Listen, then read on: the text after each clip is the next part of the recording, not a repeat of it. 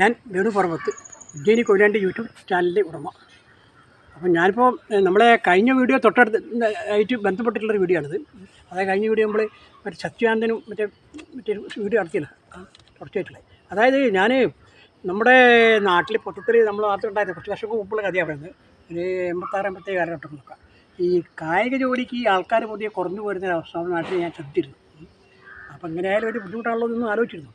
അങ്ങനെ ഇരിക്കെ ഞാൻ കോഴിക്കോട് ഇവിടെ സെയിൽ ടാക്സ് ഫിഫ്ത്ത് സർക്കിൾ ജോലി ചെയ്തുകൊണ്ടിരിക്കുകയാണ് 86-87 അപ്പോൾ അവിടെ ജോലി ചെയ്തുകൊണ്ടിരിക്കുമ്പോൾ നമ്മുടെ കർണാടകത്തിലെ സാഹിത്യകാരനായ UR ആനന്ദമൂർത്തി അവിടെ ഒന്ന് ലോഹ്യ അനുസ്മര പ്രഭാഷണത്തിൽ പങ്കെടുത്തിരുന്നു. അപ്പോൾ അദ്ദേഹം പറഞ്ഞൊരു കാര്യം എന്ന് വെച്ചാൽ കേരളം മേലനങ്ങാ നാഗരികതയിലേക്ക്, അതായത് കേരളത്തിലെ ആൾക്കാർ കായിക ജോലിയെ താല്പര്യപ്പെടുന്നില്ല എന്നൊരു ഉദ്ദേശമാണ് അദ്ദേഹം പറഞ്ഞത്.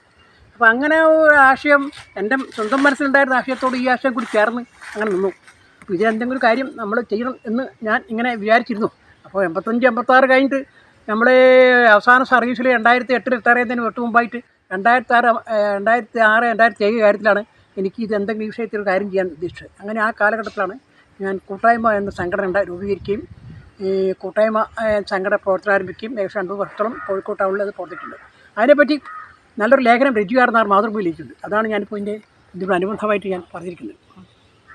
അപ്പോൾ അതിൽ ഞാനിപ്പോൾ അതങ്ങ് വായിക്കാം. അതങ്ങ് വായിച്ചതിന് ശേഷം ഞാൻ മറ്റു കാര്യങ്ങളിലേക്ക് കടക്കാം. അതിൽ എങ്ങനെയാണ് പറഞ്ഞിരിക്കുന്നത്, രഘുവീർ നായർ പച്ചപ്പെന്നാണ് പറഞ്ഞിരിക്കുന്നത്. മറ്റു മാതൃഭൂമിയിൽ 2010 മാർച്ച് 26 എഴുതിയാണ്. മണ്ണിന് നൽകാൻ മനുഷ്യൻ്റെ കയ്യിൽ എന്തുണ്ട്? അധ്വാനം എന്തായിരുന്നു കൂട്ടായ്മയുടെ ഉത്തരം. പ്രകൃതിയിൽ നിന്ന് വെള്ളവും വായുവും ഊർജ്ജവും ഉൾക്കൊണ്ടുകൊണ്ട് മരമായും വിളയായും സമൂഹത്തിന് തിരികെ കൊടുത്തുകൊണ്ടുള്ള നിർമ്മലമായ ഒരു വിനിമയം. സ്നേഹം പോലെ മറ്റൊന്നും പ്രതീക്ഷിക്കാതെയുള്ള ദാനമാണ് പരിസ്ഥിതി സംഘടനയായ കൂട്ടായ്മയ്ക്ക് ഉദ്യാനം. 4 വർഷമായി ഒരു സമർപ്പിത സംഘമായി കൂട്ടായ്മ കോഴിക്കോട്ടുണ്ട്. കൊയ്യാൻ ആളെ കിട്ടാതെ കതിർക്കനവുമായി നെൽച്ചെടികൾ വയലിൽ കാത്തുനിന്ന് കർഷകനെ സങ്കടപ്പെടുത്തിയപ്പോൾ കൂലിയില്ലാതെ നെല്ല് കൊയ്യാൻ തയ്യാറായി കൂട്ടായ്മ പ്രവർത്തകർ വയലിലിറങ്ങി. മണ്ണിനോടിണങ്ങി കൂട്ടായ്മ പ്രവർത്തകർ വയലിലിറങ്ങി. മണ്ണിനോടങ്ങി അതിൻ്റെ മണമറിഞ്ഞ് മനസ്സറിഞ്ഞ് ജോലി ചെയ്യുന്നതിലെ മഹത്വം വിളയിക്കാൻ കൂടിയായിരുന്നു ഈ അധ്വാനം. ജുവനൈൽ ഹോമിലും ഉദരവട്ടം മാനസിക രോഗാശുപത്രിയിലും കൂട്ടായ്മ പ്രവർത്തകർ കപ്പയും വാഴയും തട്ടു. അന്തേവാസികളെടുത്ത് ആടിയും പാടിയും നാട്ടറിവ് പങ്കെടുത്തു. മണ്ണിനെ മുറിക്കാതെ മയപ്പെടുത്തിയ കർഷകൻ കാലങ്ങളായി ഏന്തിയ കൈക്കോട്ടിനെ പ്രതിഷേധത്തിൻ്റെ അടയാളമാക്കി. പരിസ്ഥിതി നശിപ്പിക്കാതെ മണ്ണിലേക്ക് മടങ്ങാൻ അപേക്ഷിച്ച് കൈക്കോട്ടുമേന്തി കഴിഞ്ഞ വർഷം നടത്തിയ നഗരയാത്ര പറയുന്നതെല്ലാം പ്രവർത്തിച്ചു കൊടുക്കുന്ന ഒരു കൂട്ടം മനുഷ്യരുടെ നിശബ്ദ സന്ദേശമായിരുന്നു. പുഴകളൊക്കെ ആരുടേതാണ് എന്നായിരുന്നു കൂട്ടായ്മ ആഴ്ച ചോദ്യം. എല്ലാ മനുഷ്യരുടേതും എന്ന ഉത്തരം മതിയായിരുന്നു അവർക്ക്. കരയുന്ന പുഴയിലെ കണ്ണീരൊപ്പാനിറങ്ങാൻ പ്രതാപത്തിൻ്റെ നാളുകൾ മാലിന്യം പരത്താൻ മറന്നുപോയ കനോലിക്കാനാലാണ് അവർ ആദ്യം ചേർത്ത് പിടിച്ചത്. തുടർവെള്ളം സ്വപ്നം കണ്ട് ഒരു ജലയാത്ര. ജലം വിമുക്തമാക്കാനുള്ള പ്ലാൻ നിർമ്മാണം തുടങ്ങാത്തതിനെതിരെയുള്ള പ്രതിഷേധമായിരുന്നു ഈ യാത്ര. ഗവൺമെൻറ് ലോ കോളേജ് വിദ്യാർത്ഥികളൊപ്പം തച്ചിറ സംരക്ഷണത്തിനിറങ്ങിയതും കൊമ്മേരിയിൽ തോട് വെട്ടാൻ സഹായിച്ചതും അധ്വാനദാനമായിരുന്നു. ഒപ്പം ജനാർദ്ദനമായ ഒരു ലോകത്തിൻ്റെ അടങ്ങാത്ത മുഖവും. വിത്ത് സത്യാഗ്രഹം നടത്തിയാണ് കൂട്ടായ്മ വീട്ടി ഭോജനങ്ങളുടെ യുദ്ധം ചെയ്തത്. ഒപ്പം നാടൻ വിത്തുകൾ നിരത്തി പ്രതിരോധം ശക്തമാക്കി. കീടനാശിനിക്കെതിരെ സമര പ്രവർത്തകർ അറസ്റ്റ് ചെയ്യപ്പെടുന്നവരെ എത്തി. അപ്പോഴുള്ള തടലേകുന്ന മരങ്ങൾ നിറഞ്ഞ ഭൂമി എന്ന സ്വപ്നം അവരുടെ മുന്നോട്ട് നയിച്ചു. ആശുപത്രികളിലും വഴിയരികളിലും മരം നട്ടുപിടിപ്പിക്കാൻ തുടങ്ങിയത് അങ്ങനെയാണ്. ജന്മനക്ഷത്രങ്ങൾക്ക് ചോദിച്ച മരങ്ങൾ നിറഞ്ഞ മീൻചന്തയിലെ സഞ്ജീവനത്തിന് പൊതുജീവൻ നൽകിയ കൂട്ടായ്മയുടെ വൃക്ഷസ്നേഹമാണ്. തടം കോരി വെള്ളമൊഴിച്ച് നനച്ചപ്പോൾ ഓരോ മരവും ഓരോ നക്ഷത്രം പോലെ പ്രകാശിച്ചൊരുവിൻ്റെ കാഴ്ച മാത്രം മതി ആയിരുന്നു മുന്നോട്ടുള്ള വഴിയിൽ വെളുത്തു നിറയ്ക്കാൻ. പ്രകൃതിയോടുള്ള കൂട്ടാണ് ഈ കൂട്ടായ്മ. വേണുപർവ്വത്തിൻ്റെ നേതൃത്വത്തിൽ നഗരത്തിൽ 30ഓളം പരിസ്ഥിതി പ്രവർത്തകർ മാസത്തിലൊരിക്കൽ അധ്വാനദാനം നടത്തുന്നു. ഒപ്പം മണ്ണിനെയും മരത്തെയും പുഴത്തെയും സുഹൃത്തുക്കളാക്കി ഹരിത സമൂഹത്തിനായി അണിചേരുന്നു. കൂട്ടായ്മയ്ക്ക് പ്രതീക്ഷയുണ്ട്. മണ്ണിനും മണ്ണിനും വേണ്ടി കൂട്ടുചേരാൻ ഇനിയും പലതും ഉണ്ടാകുന്നു. അപ്പോൾ ഇതിൽ കുറേ കാര്യങ്ങൾ പറഞ്ഞല്ലോ.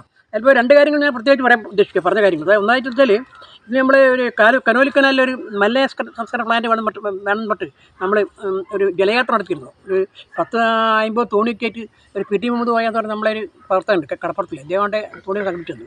അപ്പോൾ അത് വളരെ പ്രസക്തമായൊരു കാര്യമാണ്. കാരണം വെച്ചാൽ നമ്മളെ ഇവിടെയുള്ള ഒരു ഇവിടെ ഉണ്ടല്ലോ മറ്റേ അരഞ്ഞിപ്പോലെ ഭാഗത്ത് പാർക്ക് ഉണ്ടാക്കിയിട്ടില്ല പുതുതായിട്ട്, അതായത് പേര്.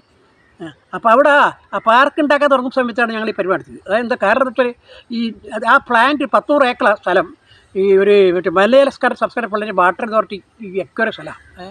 അവിടെ അതൊക്കെ കാറ്റിപ്പുറത്തേക്കൊണ്ട് അവിടെ ഒരു പാർക്ക് ഉണ്ടാക്കാൻ ശ്രമിച്ചപ്പോൾ അടിസ്ഥാനപരമായിട്ട് ഈ മലയാള പ്ലാന്റ് ആദ്യം വേണ്ടത്. അത് കഴിഞ്ഞിട്ട് പാറൊക്കെ മതി പറഞ്ഞായിരുന്നു ഞങ്ങൾ ഈ ജലയാത്ര നടത്തി കനാലിക്കൂടെ. അപ്പോൾ അതിപ്പോൾ വളരെ റിലവൻ്റായ വിഷയം ഇപ്പം മാറിയിട്ടുണ്ട്. അപ്പോൾ ഇപ്പോൾ അടുത്ത് തന്നെ നമുക്ക് ഈ മലയാസ്കാരുടെ പ്രായം എന്നൊക്കെ പറഞ്ഞാൽ അന്നൊന്നും ആൾക്കാർക്കെന്തോ നമ്മളെ എന്തോ ഒരു ഇതാണോ ദോഷമാണോ എന്തൊക്കെ ഒരു തെറ്റിദ്ധാരണയായിരുന്നു. അപ്പോൾ അത് അതിൻ്റെ അടിസ്ഥാനത്തിൽ ഇപ്പോൾ അടുത്ത കാലത്ത് സിവിൽ സ്റ്റേഷനിൽ അവിടുത്തെ എൻജോയ് യൂണിയൻ ഒരു പുസ്തകം ഒരു പ്രമേയം ഇറക്കിയിട്ടുണ്ട്. അതായത് അവിടെ ഒരു മലയാസ്കാരുടെ പ്ലാന്റ് വേണം. വെള്ളം വൃത്തികിട്ട വെള്ളമായിട്ട് ആയതുകൊണ്ട് അതിനെ മാറ്റുകയാണ്. അപ്പോൾ അതാ ഇന്ന് ഇപ്പോൾ അടുത്ത് അത് 16 വർഷം ശേഷം അന്ന് നമ്മൾ ഇത് നടത്തിയപ്പോൾ ഈ കനാലിലെ ഈ കറുത്ത് പിടിച്ച് കൊഴുപ്പാർന്ന് ജലം ഒഴുകുന്ന മാറി ശുദ്ധജലം അവിടെ വരണം എന്ന് ആഗ്രഹിച്ചാണ് ഈ ചുറ്റുപാടും ഒരു മലയാസ്കാരുടെ പ്ലാന്റ് ഗവൺമെൻറ് തന്നെ ഇതായത്. പിന്നെ നടത്തിയില്ല. അപ്പോൾ അതിന് വേണ്ടി നടത്തി. അപ്പോൾ അത് അതേസമയം ഇപ്പോൾ അടുത്ത കാലത്ത് വേറെ സംഭവം ഉണ്ടായിട്ടുണ്ട്. ഇപ്പോൾ ഈ ഖരമാലിന്യ സംസ്കരണമായി ബന്ധപ്പെട്ട് അടുത്ത് താമരശ്ശേരി ഒരു പ്രശ്നം ഉണ്ടായിട്ടില്ല. അപ്പോൾ അതിൽ എന്ന് പറഞ്ഞാൽ എന്താ വെച്ചാൽ അതിൻ്റെ വിഷയം എന്താ വെച്ചാൽ അവിടെ ഒരു പ്ലാന്റ് എല്ലാ സ്ഥലവും എല്ലാം കൂടി അവിടെ വരെ ഒരു സ്ഥലത്താക്കിയതുകൊണ്ട് പ്രശ്നം ഉണ്ടായത്. ഇപ്പം മലപ്പുറം ജില്ലയിൽ പല സ്ഥലത്തായിട്ട് കിടക്കുന്ന ഇങ്ങനെയുള്ള മറ്റേ കോഴിയിറച്ചിയുടെ സംസ്കരണം പരിപാടി ഒരു കുഴപ്പമുണ്ടായില്ല. അപ്പോൾ ഇവിടെ കേരളത്തിലെ ആൾക്കാർ കണ്ടമാനം കഴിക്കുന്ന കോഴി ഭക്ഷണം. അപ്പോൾ കോഴി ഭക്ഷണം നമ്മൾ കഴിക്കണമെങ്കിൽ അതിൻ്റെ വേസ്റ്റ് സംസ്കരിക്കാൻ നമ്മൾ ബാധ്യസ്ഥപ്പെട്ടാണ്. അപ്പോൾ അതിനെതിരായിട്ട് ആൾക്കാർ സമരത്തിൽ ഒന്നിച്ചൊരു സ്ഥലത്ത് വന്നുകൊണ്ടുള്ള പ്രശ്നം, അല്ലെങ്കിൽ ആ പ്രശ്നം ഉണ്ടാവില്ല. കോഴിക്കോട് ടൗണിൽ SFC നടത്തിയ കൈക്കോട്ട് വേണ്ടിയിട്ടുള്ള ഒരു പാഠം നടത്തിയിരുന്നു. അതിനെപ്പറ്റി നമ്മൾ അതിൽ വിശദീകരണം പറഞ്ഞിട്ടുണ്ട്. അത് കൈക്കോട്ട് വേണ്ടിയിട്ട് ഞങ്ങൾ മറ്റേ ടൗൺ യാത്ര നടത്തിയ. അപ്പോൾ അതിൽ അങ്ങനെ അത് അവസാനം വരെയും ചെയ്തിട്ട് SK പൊറ്റക്കാട് പ്രതിമയ്ക്ക് മുമ്പിൽ ഈ കൈക്കോട്ട് എഴുതി നിൽക്കുന്ന ചിത്രമാണ് നമ്മൾ കാണിച്ചിരിക്കുന്നത്. നമ്മളെ ഫോട്ടോ എടുത്തിരിക്കുന്നത്. അപ്പോൾ അതെന്താ വെച്ചാൽ അപ്പോൾ അതിന് ഈ SK പൊറ്റക്കാട് എന്ന് പറഞ്ഞ സാഹിത്യകാരൻ്റെ മുമ്പിൽ നിൽക്കുന്ന സമയത്ത് അതിന് വേറൊരു പ്രസക്തിയുണ്ട്. കാരണം SK പൊറ്റക്കാടാണ് വിഷകന്യക എന്ന നോവൽ എഴുതിയത്. എന്താ വെച്ചാൽ ഈ തെക്ക് ഭാഗത്ത് ഇങ്ങോട്ട് വന്ന കർഷകർ, അതായത് കുടിയേറ്റക്കാർ ഇവിടെ വരച്ചിട്ട് നമ്മളെ മണ്ണിന് സ്വർണ്ണമാക്കിയ ഒരു സംഭവം ഉണ്ടല്ലോ, അതാണ്. അപ്പോൾ അത് SK പൊറ്റക്കാട് അവർക്ക് അംഗീകാരം കൈക്കോട്ട് കൊണ്ട് ജോലി ചെയ്ത ആൾക്കാർക്ക് അംഗീകാരം കൊടുത്ത ഒരു വ്യക്തിയാണ് SK പൊറ്റക്കാട്. മാത്രമല്ല SK പൊറ്റക്കാട് ശേഷം ഈ വിഷയം കാക്കനാട് ഒതീറ എന്ന് പറഞ്ഞ നോവൽ ആവിഷ്കരിക്കുകയുണ്ടായി. പക്ഷേ ഒതീറ എന്ന നോവൽ ഈ വിഷയം അതിലെന്താ വെച്ചാൽ ഈ വേറൊരു കാര്യം ഇതിൽ വരുമ്പോൾ കേരളത്തിൻ്റെ അടിസ്ഥാനമായ കാര്യങ്ങൾ ചർച്ച ചെയ്യപ്പെടേണ്ട ഒരു വിഷയം ഇതിലുണ്ട്. അതായത് മരമക്കത്തായോ ഒക്കെ ബന്ധപ്പെട്ടോ. അതുകൊണ്ട് ഇതിൽ സമയമില്ലാത്തതുകൊണ്ട് ഞാനിപ്പോൾ പറഞ്ഞില്ല. അപ്പോൾ ഈ കൈക്കോട്ടിൻ്റെ ഒരു ആവശ്യകത എന്ന് പറയുമ്പോൾ രോഹി പറഞ്ഞൊരു കാര്യം ഞാനിവിടെ ഊഹിക്കുകയാണ്. പരിവർത്തനത്തിലുള്ള 3 ആയുധങ്ങളായിരുന്നു അദ്ദേഹം പറഞ്ഞിരിക്കുന്നത്. ഒന്ന് തുമ്പ വോട്ട് ജയിലെന്ന് പറഞ്ഞാൽ സമരം, മറ്റേ വോട്ടെന്ന് പറഞ്ഞാൽ സാധാരണഗതിയിലുള്ള പരിവർത്തനത്തിലുള്ള ആയുധം. പിന്നെ തുമ്പ എന്ന് പറഞ്ഞാൽ വേറെ തുമ്പയല്ല, അതൊരു സർഗാത്മ പ്രവർത്തനത്തിൻ്റെ ഒരു ചിഹ്നമായിട്ടാണ് ഈ ലോഹ്യ തുമ്പെ പറഞ്ഞത്. അത് പറഞ്ഞെങ്ങനെ വെച്ചാൽ ഈ ഗാന്ധിജി ടർക്ക എന്ന ഉപകരണമാണ് സർഗാത്മക പ്രവർത്തനത്തിൽ ഉപയോഗിച്ചെങ്കിൽ ഞാൻ പ്രയോഗിക്കാൻ ശ്രമിക്കുന്നത് തുമ്പ അല്ലെങ്കിൽ കൈക്കോട്ടാണെന്ന് പറഞ്ഞാണ് അദ്ദേഹം അത് പറഞ്ഞത്. അപ്പോൾ സർഗാത്മക പ്രവർത്തനം. അപ്പോൾ സർഗാത്മക പ്രവർത്തനം എന്ന് പറയുമ്പോൾ നമ്മൾ പണ്ട് ഒരു വീഡിയോ ചെയ്തിരുന്നു. അതായത് അച്യുതാനന്ദനെ പറ്റി പറഞ്ഞപ്പോൾ നമ്മൾ ഈ വിഷയം അന്ന് അതിനെ കൂടുതൽ ഉൾപ്പെടുത്തുന്നതാണ്. കാരണം വെച്ചാൽ അച്യുതാനന്ദൻ വേറെ രണ്ട് കാര്യമായിട്ടാണ് പേര് രാഷ്ട്രീയത്തിൽ. അതായത് സമരം, അതായത് ജയിൽ, രണ്ടാമതായിട്ട് വോട്ട്. ഇത് രണ്ടുകൂടെ അച്യുതാനന്ദൻ പരിവർത്തനത്തിൻ്റെ ഇതപേക്ഷിച്ചു. എന്നാൽ ഈ ശാസ്ത്രസാഹിത്യ പരിഷത്ത് സംഘടന ക്രിയേറ്റീവ് രംഗത്തെ അവരുണ്ടാക്കിയ ഇതുണ്ടല്ലോ, അതായത് പുകയില്ലാത്ത അടുപ്പ്, പിന്നെ ചൂററപ്പെട്ടി തുടങ്ങിയ സാധനങ്ങളൊക്കെ തന്നെ, ചില കുറേ ഗ്രന്ഥങ്ങളൊക്കെ എഴുതിയിട്ടുണ്ട് പല വിഷയത്തെ പറ്റി. അപ്പോൾ അതൊക്കെ തന്നെ സർഗാത്മക പ്രവർത്തനമാണ്. പക്ഷേ ആ സർഗാത്മക പ്രവർത്തനം കൂടി യോജിക്കുമ്പോഴാണ് നമ്മൾ യഥാർത്ഥമായിട്ടുള്ള ഒരു ആൾട്ടർനേറ്റീവ് പൊളിറ്റിക്സ് ഉണ്ടാകുന്നത്. അതാണ് ഉദ്ദേശിച്ചത്. അപ്പോൾ അതിന് കൈക്കോട്ടിന് അതിൻ്റെ വിവിധ തലത്തിലുള്ള അതിൻ്റെ ആവശ്യം കൂടി അതിൻ്റെ ഒരു സർഗാത്മകയുടെ ഉപകരണമായിട്ട് കൂടി കണ്ടുകൊണ്ടാണ് ഞാൻ ഇത് സംസാരിക്കുന്നത്. അത് വേറെ കാര്യം വെച്ചാൽ ഈ സച്ചിദാനന്ദനും ഇവരും ഒക്കെ ഈ സാഹിത്യകാരൻ SK പൊറ്റക്കാടിൻ്റെ ചെയ്യുന്ന മാതിരി അത്രത്തോളം വേഗത്തിൽ ഇത് ഒരു കൈക്കോട്ടിൻ്റെ ആശയത്തിൽ ഉൾക്കൊള്ളുമെന്ന് എനിക്കറിയില്ല. പക്ഷേ അവരും ഈ ഒരു ഇതുണ്ടല്ലോ, ഒരു മറ്റേ ക്രിയാത്മക പ്രവർത്തനം. അപ്പോൾ അതിൻ്റെ ഒരു സംഭവം ശരിക്കും നമ്മളെ ഈ പ്രവർത്തനം ഇതുണ്ടല്ലോ, നമ്മളെ മറ്റേ ഈ മുളമ്പായ ജയത്തിന് എല്ലാവരും സഹകരണവും നഗരത്തുണ്ടാവും. അവിടെ അവർ ഓഫീസിലൊക്കെ തുക്കാനെ സഹകരിക്കുന്നതാണ് പ്രതീക്ഷിക്കുന്നത്. അപ്പോൾ അത് ആവശ്യം ഞാൻ ഇത് സംബന്ധമായി പറയുകയാണ്. അപ്പോൾ ഞങ്ങൾ ഈ പരിപാടി നടത്തിയതിന് ശേഷം ഈ പരിപാടി കുറേ കാലം 2 വർഷം നീണ്ടുന്നല്ലോ. 2 വർഷം നീണ്ടുന്നതിന് ശേഷം പിന്നെ ഒരു സംഭവം എന്താ ഉണ്ടാക്കി വെച്ചാൽ നമ്മളെ ഇതിനൊക്കെ ആവേശം തീർച്ചുകൊണ്ട് നമ്മളൊരു ജൈവ ഒരു കർഷക പ്ലാന്റ് ഉണ്ടാക്കാൻ ശ്രമം നടത്തി. അതായത് നമ്മളെ പേരാമ്പ്രയ്ക്ക് അടുത്താണ് ആ പ്ലാന്റ് ഞങ്ങൾ ഈ പറഞ്ഞ കൂട്ടായ്മ ഉണ്ടായിരുന്നു 3-4 പേര് 1 ലക്ഷം ഓരോരുത്തർ അടുത്താണ് ചെയ്ത് വേറെ കുറച്ച് ആൾക്കാർക്ക് ചേർത്തിയാണ് നമ്മൾ തുടങ്ങിയത്. പക്ഷേ അത് വേണ്ടമാര് വിജയിച്ചത് കാരണം എന്താ വെച്ചാൽ നമ്മളെ ഈ 4 പേരില്ലേ കോഴിക്കോട് ടൗണിൽ ഇവരിങ്ങനെ മാസത്തിലൊരിക്കലോ മറ്റോ അവിടെ പോയിട്ട് ഈ പരിപാടി ശരിയാവില്ലയോ. നടക്കില്ലല്ലോ.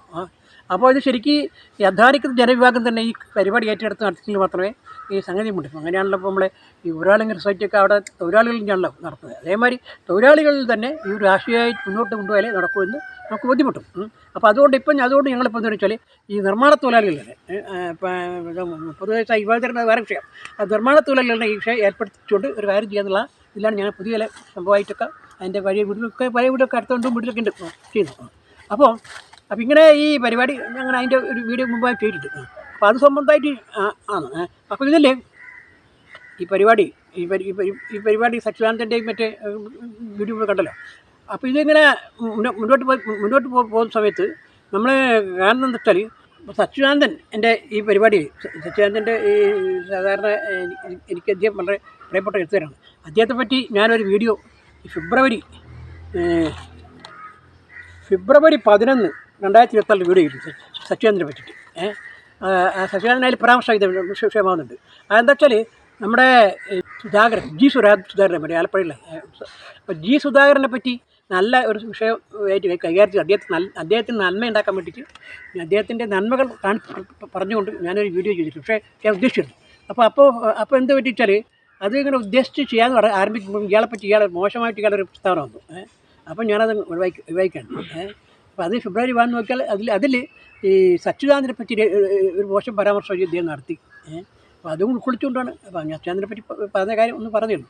രണ്ടാമതായിട്ട് ഇതിൽ ഇദ്ദേഹം ഉണ്ടല്ലോ അതായത് ഈ നമ്മുടെ എന്താ പറയുക ബാലചന്ദ്രൻ ചുള്ളിക്കാടിനായിട്ട് നേരിട്ട് ഞാൻ വീഡിയോ ചെയ്തില്ലെങ്കിലും ബാലചന്ദ്രൻ ചുള്ളിക്കാടിൻ്റെ ഏറ്റവും വലിയൊരു ഗുരുവൊക്കെ ആയിട്ടുള്ള നമ്മുടെ അരവിന്ദനില്ലേ, സിനിമാ സംവിധായകൻ അരവിന്ദനെ പറ്റിയിട്ട് ഞാനൊരു ചേവഞ്ചേരി റെയിൽവേ സ്റ്റേഷനിൽ എത്തിച്ചിട്ട് ഞാനൊരു വീഡിയോ എടുത്തിരുന്നു.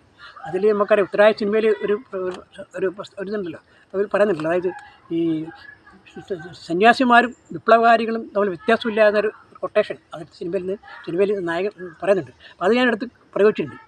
പറഞ്ഞിട്ടുണ്ട് ഇങ്ങനെ അരവിന്ദൻ്റെ സിനിമയിൽ ഇങ്ങനെ വിഷയമാണ്. അത് മാത്രമല്ല ഞാൻ മറ്റേ വേറൊരു വീഡിയോ ചെയ്തിട്ടുണ്ട്. അതായത് നമ്മളെ ഈ MGS സാറുണ്ട്, ആ വീഡിയോയിൽ ഈ അരവിന്ദൻ്റെ ഈ അവനവൻ കടമ്പ അരവിന്ദ് സംസാരിച്ച തനത് കണ്ടല്ലോ അവനവൻ കടമ്പയെ പറ്റിയിട്ട് ഒരു പരാമർശം നടത്തി. മാത്രമല്ല ഈ നമ്മളെ ബാലചന്ദ്രൻ ചുള്ളിക്കാട് ഒരു അരവിന്ദൻ്റെ സിനിമ ഉണ്ടല്ലോ പോക്കുവെയിൽ നല്ല പാട്ട് പാടിയൊരു രംഗമുണ്ടല്ലോ, അത് ഞാൻ അരവിന്ദൻ്റെ ഈ നമ്മളെ എൻ്റെ മനസ്സിൽ ഇപ്പോഴും നിലനിൽക്കുന്ന സംഭവമാണ്. എന്താ പറയുക, ബാലചന്ദ്രൻ ചുള്ളിക്കാട് ഈ പറഞ്ഞ ഇയാളും സച്ചിദാനന്ദനും എൻ്റെ മനസ്സിൽ ഏറ്റവും കൂടുതൽ സ്വാധീനം ഉണ്ടാക്കിയ വ്യക്തികളാണ്. അപ്പോൾ അവരെ ഈ വിഷയങ്ങൾ നമ്മളെ ഈ കാര്യങ്ങൾ അതായത് ഈ മേലനങ്ങ നാഗരികത എന്ന് പറഞ്ഞിട്ടുണ്ടല്ലോ, അത് ഒരു അധ്വാന അതായത് സച്ചിദാനന്ദൻ ഇവരൊക്കെ ചെയ്യേണ്ട കാര്യം ഞാൻ പറഞ്ഞു വെച്ചാൽ ഞാൻ പറഞ്ഞല്ലോ, ഇത് ഈ നേരത്തെ കഴിഞ്ഞ മുളം കട്ടൻ നെയ്ത് കഴിഞ്ഞാൽ അത് നമ്മുടെ അവരെ സാഹിത്യ അക്കാദമി ഹാളിൽ ഒന്ന് തൂക്കാൻ ശ്രമം നടത്തിയാൽ ഗുണമാണെന്ന് ചോദിച്ചു. കാരണം അത് നല്ല കവിത ആവിഷ്കരിച്ചുകൊണ്ട് നല്ല സംഭവം സാഹിത്യ അക്കാദമി ഹാളിൽ തൂക്കുക. അത് മാത്രമല്ല ഇവർ ചെയ്യേണ്ട വേറെ കാര്യം, അവർ പഠിച്ച സ്കൂളുകളുണ്ടല്ലോ, ഹൈസ്കൂളും ലോവർ സ്കൂളൊക്കെ പഠിക്കില്ലോ, ആ സ്കൂളുകളിൽ പോയിട്ട് തങ്ങൾ ആ കാലത്ത് നമ്മുടെ സതീർത്ഥന്മാരെ കണ്ടെത്തിയിട്ട് അവരുടെ സഹായത്തോട് അവരേത് പഠിച്ച സ്കൂളിൽ പഠിപ്പിച്ച് ഏതാ നല്ല മലയാള ഭാഷ അവരുടെ നാമധേയത്തിൽ ഈ സംഭവം തൂക്കാനുള്ള ശ്രമം നടത്തിയാൽ അത് നമ്മൾ നാട്ടിൻപുറത്ത് വലിയ ഗുണം ചെയ്യുന്നതാണ്. ഇതൊക്കെ ലേശം സാമ്പത്തിക പ്രശ്നം വരും. പക്ഷേ സാമ്പത്തികം എന്ന് പറഞ്ഞാൽ നമ്മൾ ഏതൊരു അടിസ്ഥാനപരമായിട്ടൊരു മാറ്റം വരുമ്പോൾ ജനങ്ങൾ കൂടെ ത്യാഗം സഹിക്കാതെ മാറ്റം ഉണ്ടാവില്ല. അതുകൊണ്ട് അതിന് വേണ്ടിയിട്ട് ലേശം ത്യാഗം സഹിക്കാൻ ഇതിൽ ഏർപ്പെടുന്ന ആൾക്കാർ തയ്യാറാവണമെങ്കിൽ മാത്രമേ നമ്മുടെ നാട്ടിൽ ഒരു മാറ്റം ഉണ്ടാവും. അങ്ങനത്തിൽ സംഭവം ഉണ്ടായിക്കഴിഞ്ഞാൽ അതെന്താ വെച്ചാൽ ഒരേ സമയത്ത് കായിക ജോലിക്ക് പ്രാധാന്യം നൽകുന്ന സംഭവം ഉണ്ടാക്കും, അതോടൊപ്പം തന്നെ മലയാള കവിതയ്ക്ക് പ്രാധാന്യം നൽകുന്ന സംഭവം ഉണ്ടാക്കും, ചിത്രകലയ്ക്ക് പ്രാധാന്യം നൽകുന്ന സംഭവം ഉണ്ടാക്കും. അങ്ങനെ എല്ലാ നിലയ്ക്ക് പുതിയൊരു നാഗരികത സൃഷ്ടിച്ചെടുക്കാൻ ഒരു ഉപകരിക്കും. അപ്പം അത്തരൊരു സംഭവം നമ്മുടെ നാട്ടിൻ പുറത്തൊക്കെ എത്താനും വളരെ ഇതാകാനുള്ളൊരു ഒരു ആഹ്വാനം ഇവിടെ സത്യാനന്ദനെ പോലെ ആൾക്കാർ ചെയ്താൽ നല്ലതായിരിക്കും എന്ന് എനിക്ക് എൻ്റെ ഒരഭിപ്രായമാണ്. അപ്പം അങ്ങനെ ചെയ്ത് മുന്നോട്ട് പോവുക, അതാണ് ഞാൻ പറഞ്ഞത്. എൻ്റെ ഒരു മുദ്രാവാക്യമല്ല മറ്റേ ഇതുണ്ടല്ലോ, അതായത് മേലനങ്ങാൻ നാഗരികതയിൽ നിന്ന് പുത്തൻ നാഗരികത, അങ്ങനെ ഒരു പുത്തൻ നാഗരികയിലേക്ക് നമ്മുടെ സമൂഹത്തെ മാറ്റിയെടുക്കാൻ കഴിയുമെന്നാണ് വിചാരിക്കുന്നത്. അതിന് എല്ലാവിധ സഹായസഹകരണങ്ങൾ അവരും മറ്റുള്ള ആൾക്കാരുണ്ടെങ്കിൽ ചെയ്യാൻ പറ്റുമെന്നാണ് പ്രതീക്ഷിക്കുന്നത്.